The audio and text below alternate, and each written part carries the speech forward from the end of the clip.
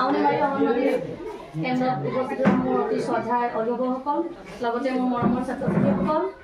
আজি মই আমাৰ চিবি বিশেষকৈ আমাৰ এমাহত দুখন চিবি পতা হয় আজি প্ৰথম মাহতে আমি প্ৰথম উইকতে পাতোঁ যিহেতু আজি 6 তাৰিখ আৰু সেইকাৰণে আমি আজি প্ৰথম সভাখন আজি মই কাৰ্যসূচী চলাবৰ কাৰণে আমাৰ আউনীবাৰী অংগনবাড়ী কেন্দ্ৰৰ পৰিচালনা সমিতিৰ সক্ৰিয় সদস্যা শ্ৰীযুতা মই ৰীণা দেৱী সভানেত্ৰী এখন গ্ৰহণ কৰিবলৈ আমন্ত্ৰণ জনাইছোঁ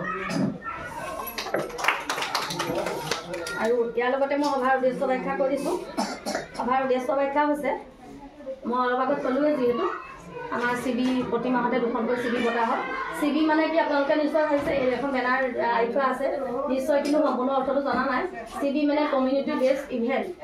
মানে ধৰি লওক আমাৰ কমিউনিটি বেছ আমি কমিউনিটি ধৰি লওক এতিয়া আমাৰ যিখন মানে সামাজিক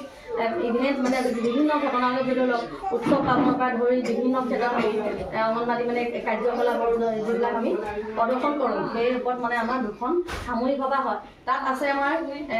অন্নপ্ৰাশন দিৱস আমাৰ কেইবাটাও মানে বিষয় কাৰ্যসূচী আছে অন্নপ্ৰাশন দিৱস তাৰপিছতে পি স্কুল ৰেডি মানে আমি প্ৰাথমিক বিদ্যালয় যোৱাৰ আগত মানে শিশুসকলক আমি যিহেতু অংগনবাড়ীতে প্ৰথম নামভৰ্তি হয় প্ৰস্তুত কৰা হয়